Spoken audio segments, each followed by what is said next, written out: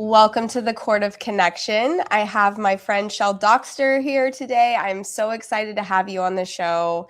I met Shel at Bridge and Extreme this past 2 weekends. We did a very challenging but inspiring and life-changing workshop back-to-back together. And there was something about Shel that stood out to me. She has this very grounding, piercing, beautiful leadership style about her. And I had the pleasure of being in one of your small groups. So welcome to the show. So glad to have you here and share you with everyone. Yeah, thanks for having me, Danielle. Absolutely. Yeah, I really appreciated your eagerness to step up and lead, and I really trusted you. I voted for you to be the team lead. Yeah. So for people meeting you for the first time, how would you describe who you are and the world you move in? Because you're a Reiki master, you are a psychic medium, you are the president of Squirrel Friends ATX, you are a makeup artist, you're so many things. So tell us who you are. How do you describe yourself? Yeah, so I'm a serial entrepreneur. I would categorize everything I do under the form of mentorship. I use my story to help usually women, but sometimes men, uncover who they really are so that they can become that person and have the things that that person has, whether it's a spouse or wealth or purpose. And so whatever I'm doing to get them there, whether it's shifting their perspective through makeup or shifting their perspective through metaphors with clairvoyance, it's all leading to the same place, which is personal development. And so my mission is philanthropy with all of my projects, and I look to donate proceeds and profits and as well as volunteer. Amazing. What a beautiful answer. You just embody that too. Without giving too much away about the experience we just had, we collectively came up with an organization that we wanted to raise money for. And Shel, because of her story and your passion and just your heart-centered motivation for this organization, sold us all. We were like, okay, yeah, we love this, let's do it. We felt your passion and your heart in that. So it just really, really speaks to who you are. Thank you so much. Yeah, of Yeah, I course. always say my mess is my mission and my message is my message. And so when we had the opportunity to pick a nonprofit, I was jumping at the opportunity to give back to the type of human that gave to me. I'd love to share more about that if that's okay. Please do. Yeah, I would love for you to share your story about that. I think it's so powerful. So, real deep talk. I went through a period of homelessness, and I was in psychosis, and I did not know that. So I just did the obvious thing for an extraordinarily long amount of time, and I called for help. And that looked like calling the police and getting different types of help, whether it was a good type of help or a bad type of help. I just kept trying to get someone to help me fix my situation, whether it was taking me to a domestic violence shelter or a homeless shelter or whatever it was. It just kept changing, and I just kept saying the same thing, what I thought was true. I thought I had been sex trafficked because I had sexual trauma, and that led to psychosis, which led to me experiencing the experience of being sex trafficked every day through psychosis. And so I got sent to a sex trafficking shelter called the Navarro Victim Center. And I get there and I tell them everything I think that's happened. And they were like, we think you're confused. We think you come from wealth. And we are going to find your family. And I remember in that moment shaking my hands and being like, oh my God, like this is crazy. I've been homeless for 3 months. I didn't know I come from wealth. And they ended up kind of tricking me into staying. Like they worked with what I believed happened and kept me there and nurtured me, fed me, clothed me. And my peers were sex trafficking survivors and domestic violence survivors. And we rallied together. We cooked cookies together. We went to the dollar store together, and I didn't have any money. So I was completely dependent on other people's generosity, and they would do kind things for me, like buy me things, even when they had hardly any money themselves. And so this shelter saved my life. And I left the shelter, got out of psychosis because they found my family, and I got on medication. And I was like, I'm going to donate $1 million to this shelter. And so I was like, I have no idea how I'm going to do it, but I'm going to make sure this shelter helps more sex trafficking survivors and domestic violence survivors. That is my mission. That's why it's happened to me. I don't care if that's God's truth, it's my truth. And I'm going to make sure that people are taken care of, because people who have been through that level of trauma have more resiliency in their pinky finger than most people. And so I wanted to make sure those were the people who. And so we were given the opportunity to speak up, and I was like, hey, like, what about this shelter? And almost everyone raised their hand in agreement. And so we ended up donating to the Magdalene House of ATX, which is a survivor-led therapeutic community for sex trafficking survivors. Not the place I went to. The place I went to isn't accepting donations right now for some reason, but we did it in proxy of the Navarro Victim Center. And my heart was full that the room would give to something that was so important and so meaningful and just changes the world. So thank you. What a unique and beautiful story. You know, there was this story where you believed that this was your experience. Turns out it wasn't, yet you're surrounded by people who actually walked through this tragic experience and are some of the greatest, most big-hearted people you've ever met, you know, that are just an experience like that closes people, right? An experience like that shuts people's hearts off. And, you know, being someone in recovery, I've watched so many people have, you know, significant trauma and I've watched their heart close and never open again. And it's really, it's gut-wrenching to see, you know. The other thing that really stood out to me about this experience just shows us how much I'll speak for myself, how much I really haven't paid attention to those kinds of things, right? It's like out of sight, out of mind kind of energy. And this experience showed me that that's not who I want to be. I don't want to live in a bubble and pretend that these things aren't going on around me, right? I don't have to allow it to rule me. I don't have to allow it to harden my heart. But I can open my eyes and I can do what I can in big ways or small ways. And so thank you to Extreme Leadership, and thank you to you for playing such a large role in that piece for me. Because I've always been somebody who's like, I'm not watching the news. I got to protect my little, and I think there's value in some of that, right? I do think that there's an extreme side to both, right? Where people are so like obsessed with the news and, you know, all these things. And then there's I have to be honest with myself, then there's the extreme side of the other side. That's like, I'm good. Everything's good. I'm not letting that taint my, you know, my field. And so I'm in this part of my life where I'm learning how to live in that sweet spot of the middle. Yeah, I think for me, it's a matter of intentionally looking for ways to help.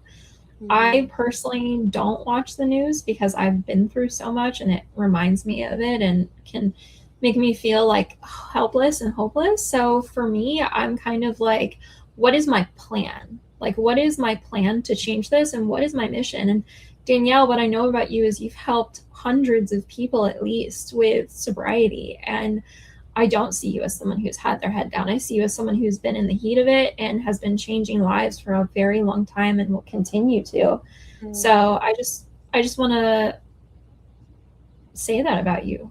I think that watching the news sometimes does good and sometimes it's just painful. Yeah. So I get it. Yeah.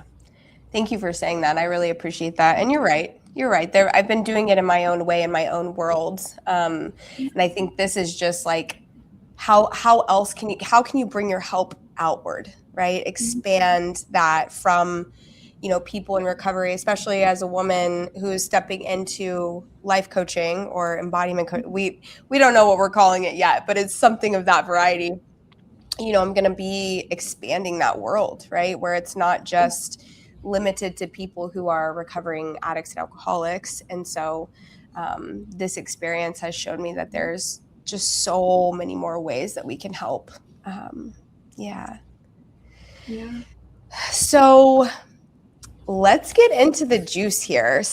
One of the things that stood out to me when I first met you is you said you had a TikTok. Now, this experience that we did really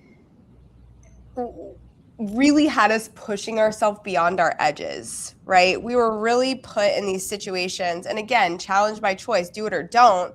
But I knew coming in that I needed a breakthrough in life. I knew that I was on the edge of stepping into the woman that I knew I wanted to be, but there were these things kind of standing in the way, these old beliefs, these limiting beliefs. And so this experience just continued to build and build and build and have us step out into, what would have been like a scary situation or uncomfortable situation. And on the other side of each experiment, you're like, oh my God, like it really is the boogeyman in the closet. Like the mind is the problem.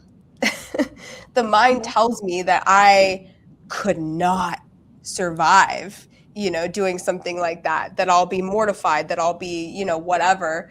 And so, you've already had practice in this world. You have a TikTok that is specific to putting yourself in situations to be rejected. Mm-hmm. So tell me about that. Tell us what led to that. What was the motivation for that? What that experience has been like.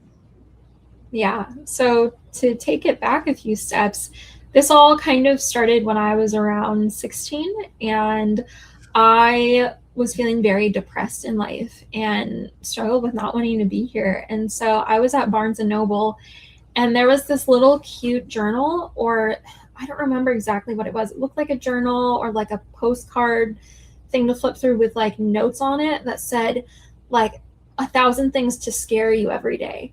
And so I started thinking to myself, without even buying this product, how can I scare myself every day? And that instantaneously made me want to live, because it set my soul on fire, and it gave me a rush. So it gave me those good feeling hormones without drugs and alcohol. And so I started off by noticing when I was afraid to do something, and noticing that the fear was that I was going to be rejected, because that's why I was making myself smaller. And so it started with raising my hand in class when I didn't know the answer, or asking someone out at the subway place. And so that's kind of where it was birthed. And then I would tell people about it when they were feeling depressed, and they'd be like, wow, like that's actually really helpful. And so going back to, I think it was October of this past year, I have been following someone on Instagram who does rejection therapy coaching. I think she does dating coaching now. Her name's Maureen, and I don't remember her last name, but she talks about all these success stories of how she puts herself in uncomfortable situations and she gets accepted. And I was like, you know what? Like, I need to level up, and I think I need to do one thing a day that scares me. I think I need to try and get rejected. And I think it's not just the mind, it's the human animal, it's the body that makes us feel like we have to conform, or we're going to be put on a stake and lit on fire like our ancestors were threatened to, or, whatever the threat was in the society of our ancestors. And so I think putting myself in the situation to walk up to the most attractive person in a coffee shop, I did that, and I was like, hey, I just want to know your name. And he's like, why? And my heart's racing, and I'm just like, because I think you're cute. He goes, oh, I'm married. And I was like, okay. I laughed so hard, and he was like, I'm going to shake your hand. He shook my hand, and I was like, whoa, that's so cool. Like, he respects me for this. That's how I took it, was he respected my effort, especially as a woman doing that.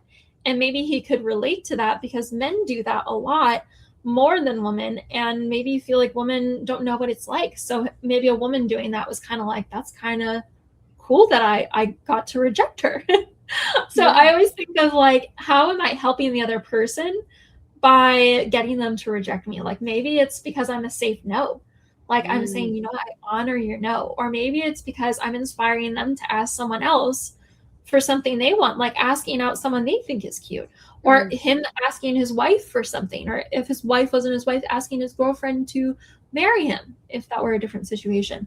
And so I think seeing it from the lens of how do I inspire others is what gets me to do it, because it's really terrifying. And it's actually how I met my boyfriend. I went to a woman's circle and I was like, hey, who here has a son? I was like the youngest person there. And I got some hits, but then I was like, I'm going to take this further. I'm going to go on Facebook and be like, someone set me up. And my married friend set me up. And now I'm so happy. But it came from trying to embarrass myself, like trying to be like, what would make me feel weird? Like telling the world I'm single and I really want to be married. And this is where I'm at. I'm not happy with being single. And that was very vulnerable. So I post on TikTok the kind of shock value of my emotions as I'm doing the thing and after I do it. And it gets a lot of likes for a beginner account. I only have a little bit of followers, like less than 100, but I'll get like 100 likes on a video because the audacity of the video. Yeah. Oh, that's so powerful. There's two things that stand out to me. The first thing is there's this teacher that I follow. I don't know if you know who he is. His name's Joe Hudson. The Art of Accomplishment is his work, and he's basically he's an emotions coach. Like that's how I see him. Is he really he empowers you to feel the emotion fully and shows you that it's actually the emotion that we're afraid of, not the thing, right? Yeah. So like going out and humiliating myself or like having this experience, I'm not really afraid of the act. I'm afraid of how I think it's going to make me feel, right? I'm going to feel like shit. I'm going to feel shame. I'm going to feel embarrassment, right? That's the thing that I'm actually avoiding, right? And so his teachings kind of show you that. And so something that I share often that stands out to me is, you know, if it's the emotion behind the thing that we're actually afraid of, what happens if we allow ourselves to fully feel the emotion, even if it's not happening, even if the thing's not coming to fruition, right? So, you know, he talks about how him and his wife, when they're having these huge arguments, the underlying fear for them is that the marriage is ending, right? And that they're going to have to mourn the marriage ending. And so this interesting thing that they've done in those moments is they go to their prospective places, they go to separate rooms, and they mourn the loss of the marriage. They fully lean into, oh my God, this is over. This is so heartbreaking. This is so sad. Feel it in their body, let it move. And then they come back together and they have the argument. And I just think that's so interesting, and it's so in line with what we learned this weekend is we are so, by you doing that, yes, it's beautiful to go out there and you know, step out of fear and have these experiences, and to even be thinking about like, I wonder how this influences or affects someone else, right? It gives them an opportunity to question their own experiences or, you know, whatever it is. But the biggest thing is, how am I going to hold myself through this experience? Am I capable? Do I have the capacity to hold myself through whatever comes of this, you know? And that's what was so profound about the venture we just took together this past month is I'm just always reminded in these spaces that we're all the same. Like, no matter what someone looks like, you create these stories based on what someone looks like, that things are easier for them, or at least for me, that's always been my thing. It's like, if you have a certain amount of money or you look a certain way. Like conceptually, I understand that we're all human, but I really create that narrative sometimes that you don't have it as hard as I do, or you don't experience things the way that I do. And I'm always proven wrong in these spaces because we're a room of 50, 60 people from all walks of life. And we all have shit. We all have fear. We all have limiting beliefs that hold us back. And so I love that you're doing that. I think it's so inspiring. And it really, so many of us sit on the sideline of our life wanting to be doing something different, and watching people like you and watching people like me, right, leaving their 9-to-5s, stepping out on fear, trying something new, and thinking, I can't do that. But we're here to tell you that you fucking can. You're not any different than myself or Shel. And so I just really want to drive that message home. Like, anybody that's listening, you are just as capable as anyone that you're watching. There's nothing about them that is different than what's inside of you. So I felt really called to share that. Yeah. Yeah, it reminds me of the Psycho-Cybernetics book. Have you read that, Danielle? No, tell me about it. So it talks about how, and I don't remember if it was our brain has a computer or is like a computer. I'm messing up that detail, but the part I want to bring up is thinking of the brain being similar to a computer and that you can program it to succeed. And it talks about how to use different tools to get the brain to be more successful. And it talks about instincts, like a squirrel doesn't need to be taught to gather nuts and hibernate. It just knows how to do it. Your brain knows how to do it as the computer. And it just needs to be worked with its natural functioning, with its natural instinct. And so when you're saying we're all alike and we have the same thing, we all have the success instinct, we all have the computer that we can program to get a certain output. And success leaves clues. It seems like luck until you follow someone's footsteps and it happens for you too. And sometimes I think it needs to be following many people's footsteps because it's abstract, it's not a straight line. But I think success leaves clues. Yeah, absolutely. Yeah, we all just come to the table with different, somatic programming, conditioning, beliefs, all of these things. And that's where the answer is, right? It's not external. That's the journey I've been on, is that I spent so much of my life, seeking externally resourcing, basically. And really the answer is internal resourcing. But I have to understand what makes me tick. I have to understand what's standing in the way of me being able to step into the success that I want, right? What about success, scares you? I had to look at some old beliefs. This past year was definitely like a gestation period for me. It was, oh my God, it was like I was in a cauldron of just like stripping down, and looking at a lot of limiting beliefs. Like, if you got $1 million tomorrow, would you be able to hold it? Like, what would come up in you if somebody was like, here you go? Would you feel like you didn't deserve it? Would you question why you're getting it? Would you feel like people were going to judge you?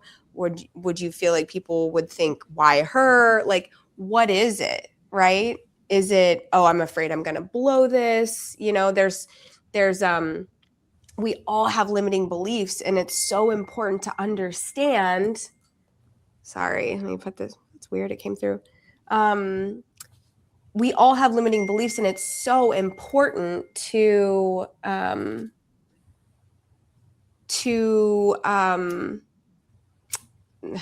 lost my train of thought. to understand what we're working with. Because if we don't, we'll never be able to get to that point of receivership in the way that we want. Yeah. And to piggyback off of that, I think it's also knowing what is mine and what is the collective's. Like what comes with being a human being and is just like something that anyone can relate to versus my experiences adding up to this part of my operations, like this part of my system.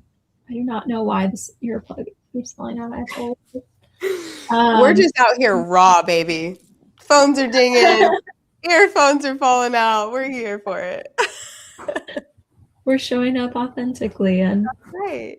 this is what humanness looks like. So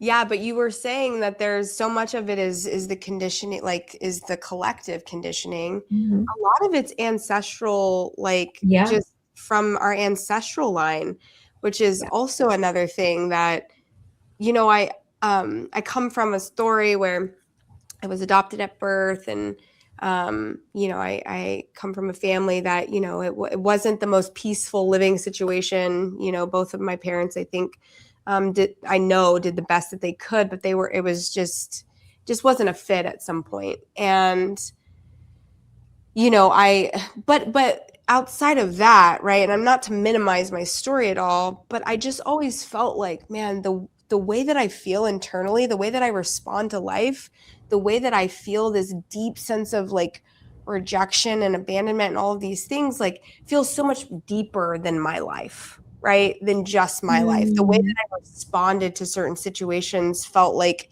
more extreme than what my experience really was. Felt deeper. It felt more, just darker. And I don't know how much you know about astrology, but it all clicked for me when I got into astrology, and I realized that so my moon is Scorpio, which is already like a very intense emotional, you know, that's the underworld sign, deep emotions. But my moon is at 29 degrees, and that's the furthest degree until it moves into the next sign. And it's the degree of mastery and urgency, right? This lifetime I've lived multiple lifetimes working out this karmic cycle. And for me specifically, it's in the 4th house. So familial, ancestral, maternal wounding, right? And I was like, that makes sense, right? This is the lifetime that I get to master this deep wound.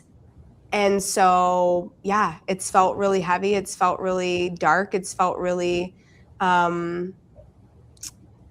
just a lot. And so getting to transmute this and feel through the pain of all of my ancestors has been powerful, you know, but also hard. Yeah, our ancestors' behavior is in our DNA. And we carry over their experiences, whether it was running from the tiger or procreation. You know, those are both survival instincts. And so I feel like a lot of times when we have an extreme response to something like abandonment, it's like, well, what would that have meant to our ancestors if they were abandoned? You know, they didn't have society set up the way we do. So what I think about that is like, that makes a lot of sense that you have that self-awareness that this is probably just like an instinct, like a core wound of being human. And had this happened to the original human beings, the original Homo sapiens, they would have been way more screwed than me. So I think I'm just as screwed. Yes. So much of it lives in our somatic body and does not make sense. It just doesn't, you know? Yeah. Why do you think rejection feels so threatening to humans? Well, I think of it kind of like the witch wound, like when we're afraid of coming out of the broom closet, whether we're an actual witch or something about us is just different. And we're just kind of weird. Like we have a difference of opinion or we have a difference of personality. I think we feel like there's going to be the witch trials. And I think that comes from our ancestors and what their life was like, and feeling like being an outcast is the end of the world, because at one point it was. Because at one point it was death. And I think for some people it is. In some parts of the world, and maybe even in America, unfortunately. I think that's the truth of the world and how survival works for some people still. But I also think when we are fearing rejection, it still feels like the tiger, because that was one of the very first issues that humans ran into, was running away from the tiger or defending the community against the tiger. And so I think the boogeyman is the predator, the tiger in our subconscious mind. And it feels like we either have fight, flight, or freeze to the tiger. And I think, to add to that, with rejection therapy, I think doing something that goes against your conditioning, because conditioning is like an extension of what our ancestors did, because it grew off of them, and it grew off of their offspring and their offspring and their offspring. I think it feels like we're doing something wrong. Like, we've been conditioned to believe that we need to be good girls and good boys. Yeah. And I think that fear of being a rebel, for me, is scary at times, but I'm finding that I'm pushing through it and I'm overcoming it. Yeah. I love that. We're kindred spirits for sure, because I have felt for a long time that I am here to ruffle some feathers. And it's not that I do it from a place of like, I'm going to like I'm going to push up against, but there is something about me that has always walked the road less traveled. And despite wanting to walk the road most traveled, because that feels more comfortable, there's something that has always been pushing me to the other road. And so I love that you said that. There's another connection I just made, and something that you said around, our ancestors back in the day were genuinely running from the tiger, meaning their fear meant they were going to die on the other side of the fear, right? I don't know how much you know about the 12 steps, but part of that process is writing inventory. And we write, we write 3 different kinds of inventory. We write fear inventory, we write resentment inventory, and we write conduct inventory.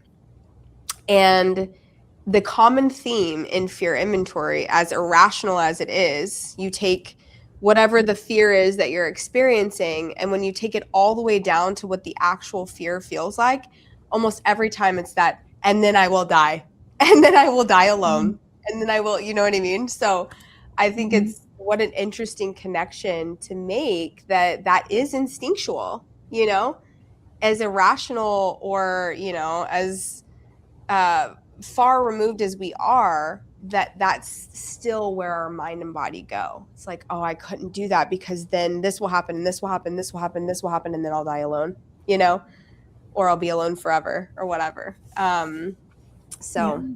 Cool distinction. How do you, oh, sorry, I kind of jumped in there. Did you want to? Sure, I have one more thought there, if that's helpful. Yeah, please. So I was thinking about the coaching sort of tactic of, okay, so if you did blank, what would that say about you? And then it's like, well, I'm a bad person. It's like, well, are you really a bad person? No. Yes. Then you're good. You can do that thing. Or what's the worst thing that's going to happen if you put your services out there and no one buys? Well, there's going down the line to die, and then there's also kind of like the optimistic, like, well, if I really don't get my money needs met, I could end up homeless, and I could end up going to a homeless shelter and getting fed for free. So the worst thing that will happen is I have shelter and food. And I know it's not a perfect situation like that. Like, when you're actually in that situation, you have to fight to get to a shelter because it's so hard to get in. But I heard that from Alex Hermosi, and I was like, that is such an interesting way of looking at the fear of, well, what happens if like no one buys? It's like, well, worst case scenario, I'll be taken care of. And so I think I really love the 12 steps. I've worked with them a little bit, not super intensively, but when you're talking about how it always ends with death, I think that's super interesting that we're able to reveal that as a consistent pattern. And also, I think being very intentional about like what's the highest timeline of like the worst thing that could happen is like, I'll have food and shelter. Like people will take care of me. And that's kind of what I tell myself. Yeah. Yeah, that's beautiful. And the reality is when you actually look at, is this true? No, of course it's not true, right? That's why I love Byron Katie's work, because it always goes back to, is this absolutely true? And I can almost never say yes, if I'm honest with myself, right? Yeah. But again, back to our to our check-in before we started, there's this part of the human brain that always wants to project the future or figure it out to fully understand what's going to happen next so that I feel safe, right? When I look back on my life, almost nothing worked out the way that I thought it would. And I have remained abundant. I have always had my needs provided for. I have, the worst case scenario has never happened. I literally, I'd have to think about it, but like, I almost want to say that the worst case scenario has never actually happened, Yeah.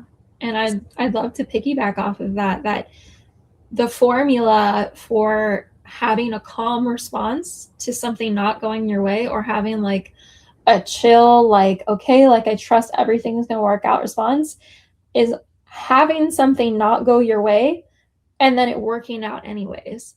Because when you have that experience, your body becomes your experiences, and it sees that even when my choice didn't happen, maybe God's choice or the universe or source's choice happened, and I ended up in a situation that worked. So maybe I don't always know what the right way is, but maybe the right way is always going to happen. And so it's a blessing, not just a curse, when we have those awful situations.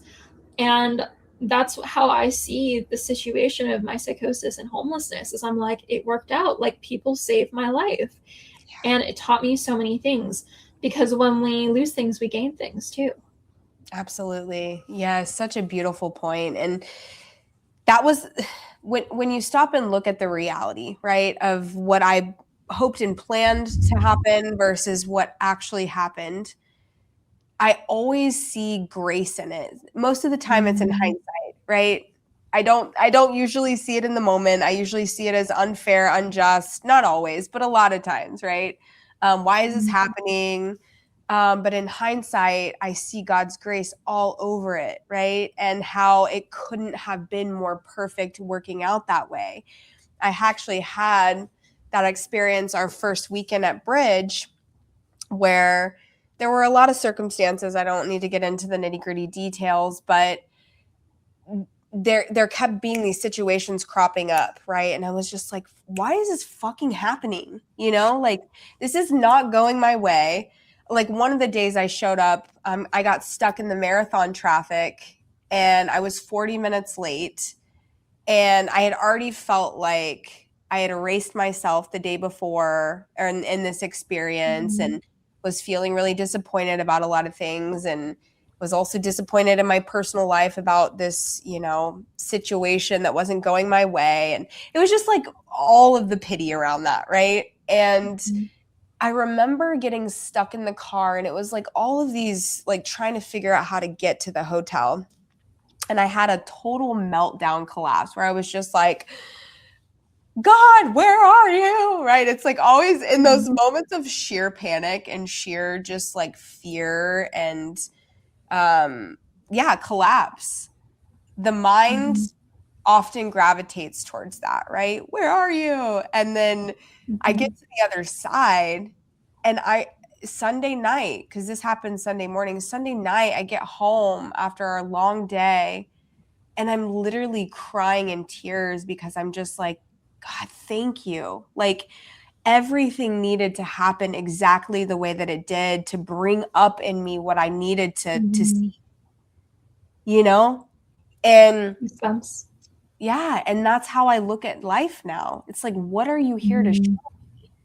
In that moment, Yeah. I wasn't excited to see what he was showing me, or divine mother, Yeah. father, whatever you want to call it. But in hindsight, and I was pretty quickly able to get there to see the grace in all of that. To me, that felt like God was saying, honey, I love you so much, and I know how capable you are. So Mm-hmm. I'm bringing all of this to the surface because this is stuff you need to see so that you can step into this new chapter, so that you can see that you're capable, so that you can learn to trust me, right? Mm-hmm. And so that there's just so much power and beauty in that I'm glad things don't go my way. I'm glad that, Yeah. because I don't know if you've ever seen the illustration of the teddy bear behind the back, but God's got this massive teddy bear behind his back. And, Mm-hmm. the little human's got this tiny teddy bear, and he's like tugging it away, and he doesn't want God to take the tiny teddy bear. And he's like, oh my God, would you just let go? I've got something way better, So, Yeah. Yeah, I was getting shivers as you were talking. And I'd also like to piggyback. It's also, what are my emotions trying to teach me? Like, yes. especially anger. Like, what is this sacred emotion that causes me to feel strong? Because I think that's one of the main benefits of anger is it causes us to feel like we're mighty and we can do powerful things, and we should do powerful things, hopefully for the good. But I think when I feel negative emotions, I'm like, okay, like this is sacred. And what are the benefits of this? And how am I going to utilize this so I can have more positive emotions? Because I don't want to feel good all the time. That's spiritual bypassing. And that's Yes. something that I'm learning too, is like, it really is okay to let myself feel that anger, because I want to be a good girl and I want to make sure everyone feels safe around me. And I'm learning that even just 90 seconds of just letting it be and being in control of it, but also feeling it, Yeah. is a wonderful teacher in and of itself, a wonderful spiritual teacher. Absolutely. Absolutely.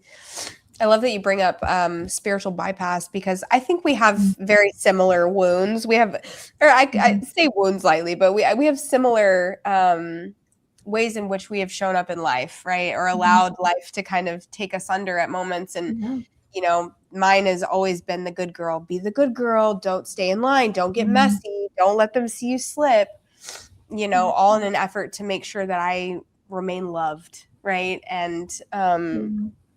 valued and appreciated. And so um there was so much. You're so right, because underneath the surface of my initial feeling is me suppressing anger a lot of the time, Mhm. right? And I want to say this because I think people need to understand that the suppression of emotions creates chronic illness. Mhm. Um, it creates it's a breed for cancer. It's a breed Mhm. for autoimmune disease. Mhm. It's that is the root of a lot of our illness and Mhm. hormone issues.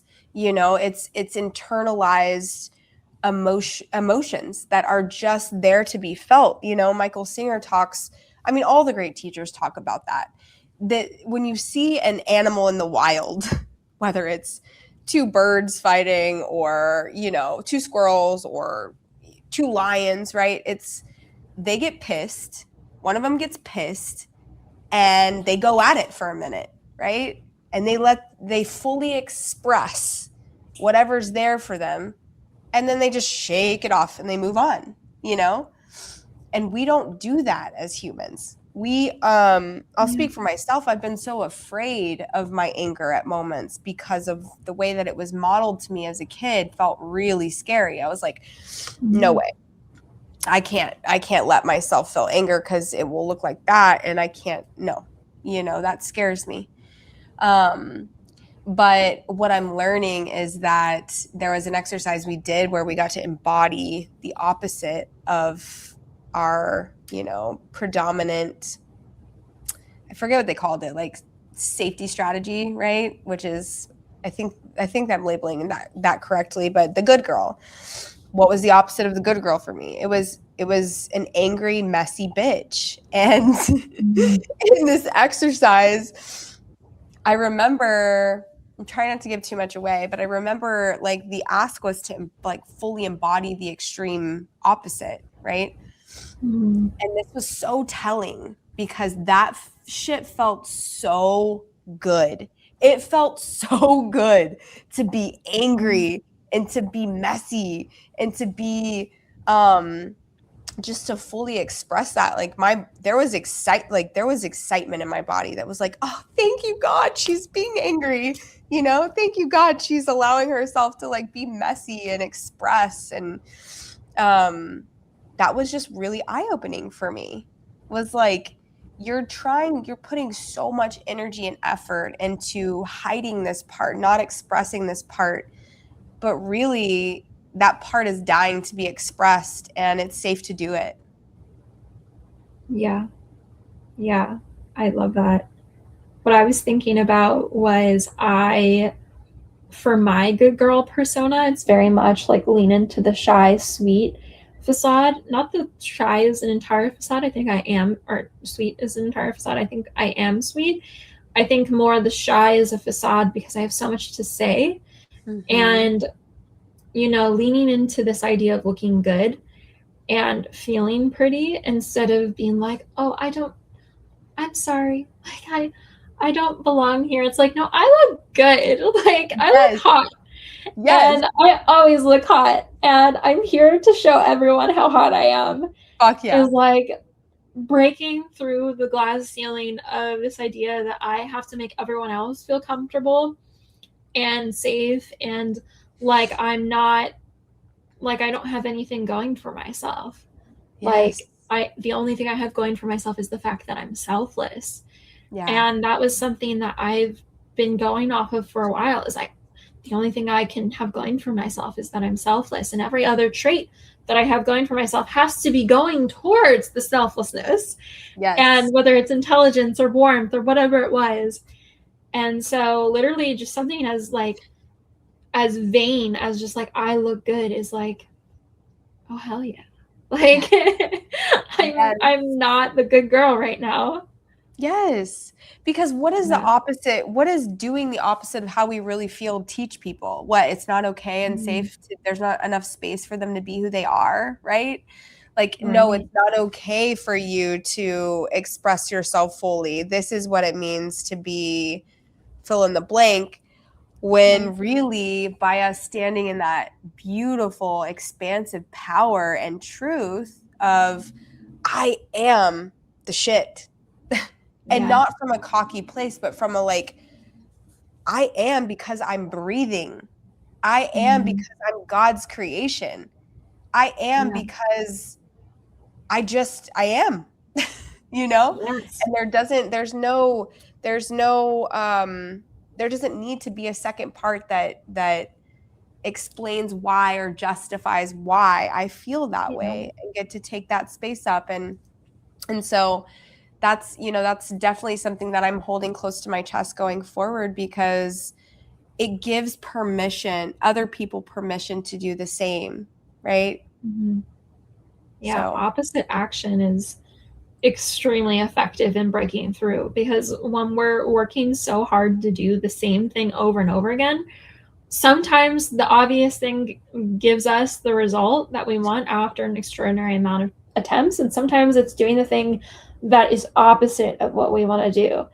And for instance, when I posted, as I was telling you, Danielle, on Facebook that I was hosting this gathering and charging for it, I didn't try and be the selfless person and be like, I'm doing this just for everyone else, and I'm going through all the trouble of this for absolutely, absolutely no money, and I'm just going to give it all away. I was like, no, some of it does go to me.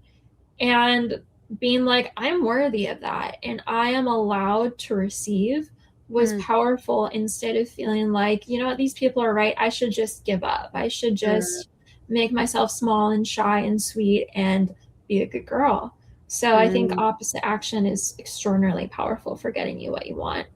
Absolutely, absolutely. And that's something that I have. There's this stage character that I've had too. I think similar to what you're saying is, being this like selfless person, this spiritual Mhm. gal, this person who's, you know, divinely connected, like Mhm. certainly could charge people. And it's like we have it backwards.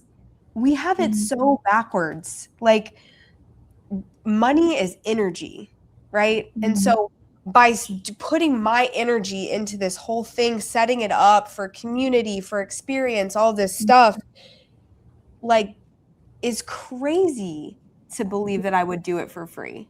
Literally insane, you know? Yeah. But we're taught the opposite, you know? Like this Yeah. chapter of my life is about throwing away every single old idea that still lingers or at least questioning it, right? Is this mine? Where is this coming from? So Mhm. many of us like won't Mhm. even question it, right? Myself included, where I have operated from a belief system for so long and have not even stopped to question where that actually comes from. Is that true for me? Right? Is this my belief? Mhm. So I love Yeah. that. I love that you're charging for this experience and um, you know, I know that you're going to be stepping into a chapter of your life where that is easy, right? Charging what you deserve and asking is going to be easy, you know? So Yeah. good for you for stepping into that. Yeah. Thank you.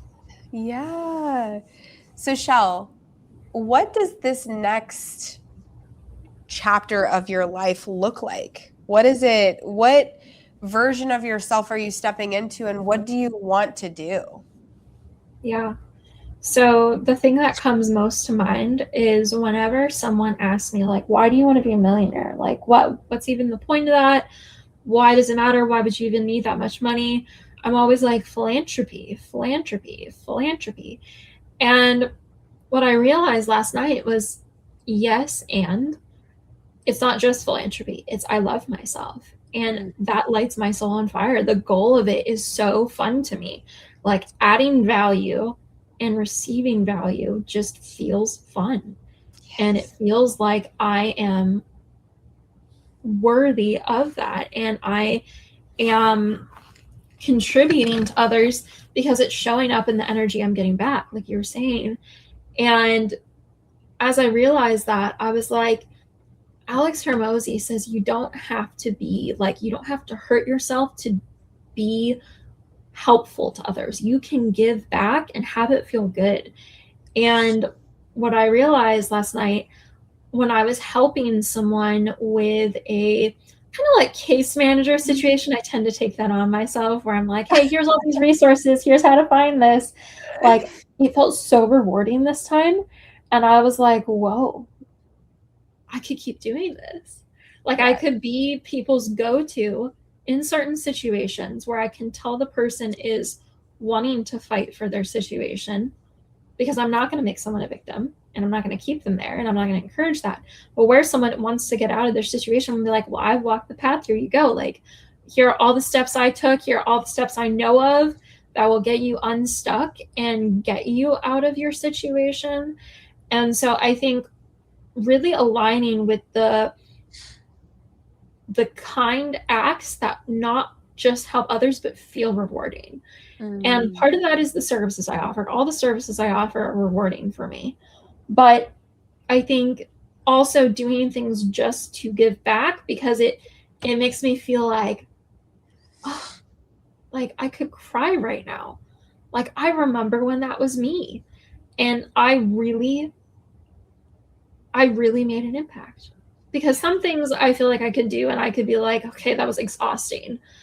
But I'm in happy mode, happy money mode, not just making money to make money, but making money while being happy, while giving freely, while being in my highest timeline, in my highest self, and then also happy free giving, where I'm not feeling like it's taking from me, where it feels like it's giving back to me just by the person saying thank you. And so that's really the next season of my life, is those two things together. So beautiful, powerful.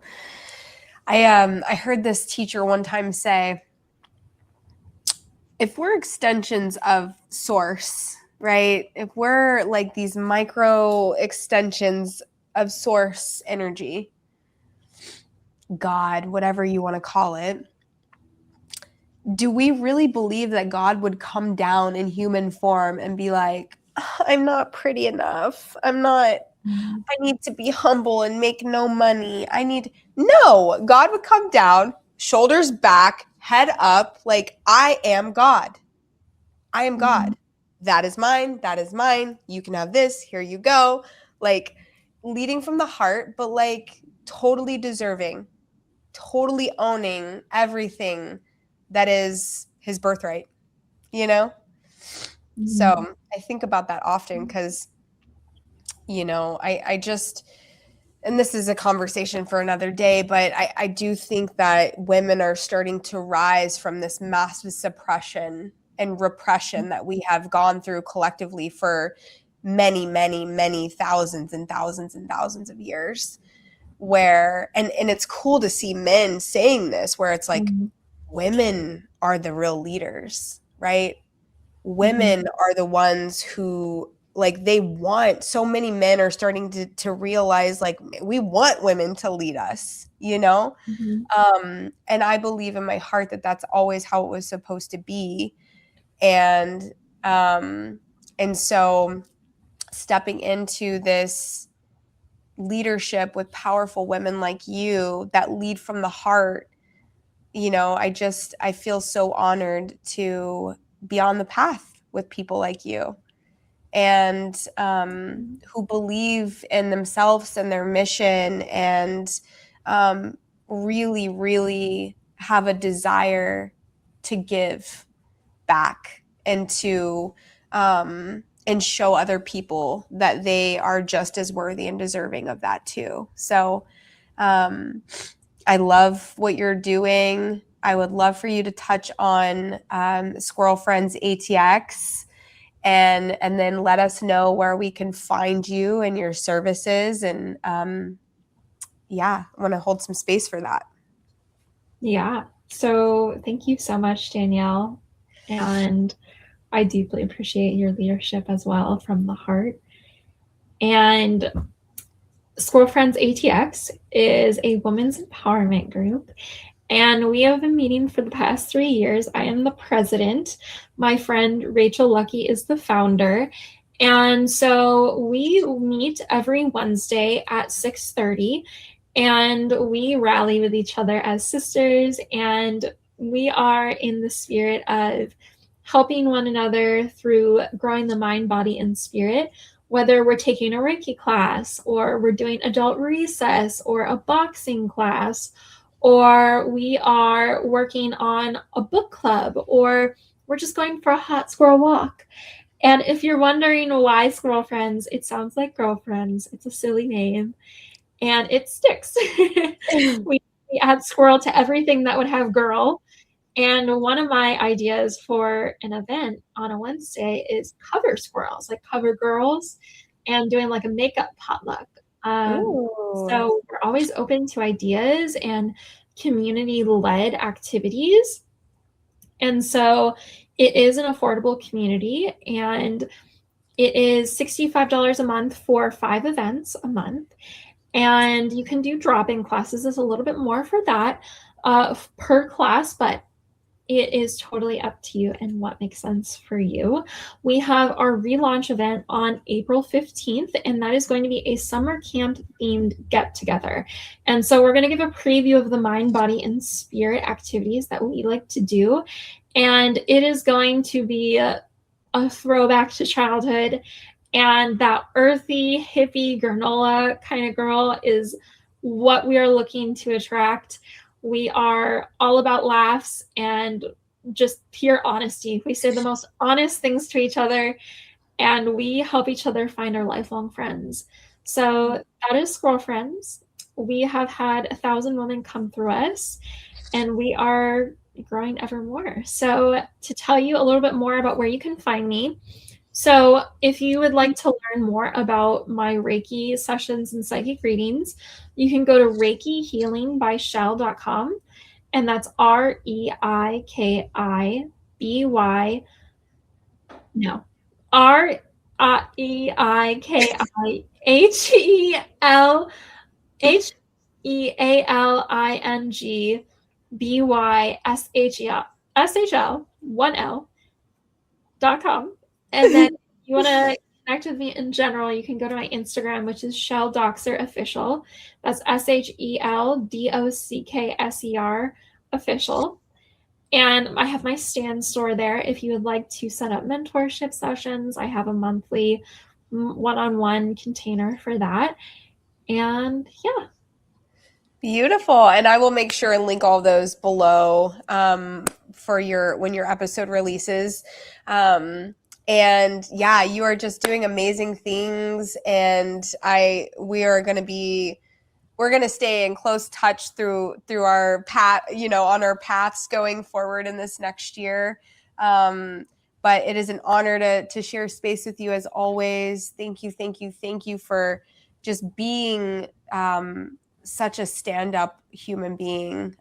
We need women to stand. We need women to use their voice. We need women standing in their power. And I see you and I honor you as a woman and as a human being. Thank you for your time today. And yeah, I look forward to more experiences with you, Shel.